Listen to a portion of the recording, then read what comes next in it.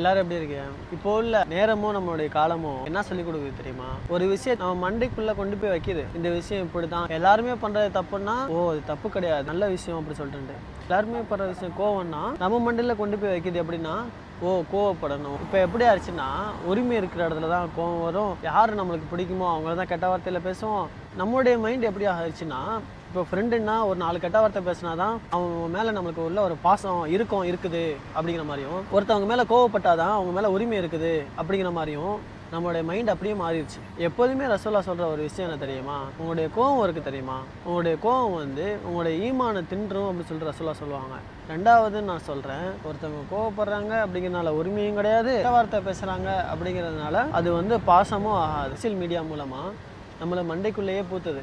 இதுதான் நல்ல விஷயம், இதுதான் கெட்ட விஷயம். நிறைய பேர் இந்த ஒரு விஷயத்த பண்ண போகும்போது நம்மளுடைய மைண்ட் என்னமா சொல்லும், அப்போ இது தப்பு கிடையாதோ, மார்க் அவனை தப்புன்னு சொல்லியிருக்குன்னா அது கண்டிப்பாக தப்பு தானே தவிர கூட்டமே செய்யுது, நிறைய பேர் அந்த தப்பு செய்கிறாங்க அப்படிங்கிறதுனால நம்மளும் அந்த தப்பு செய்யக்கூடாது.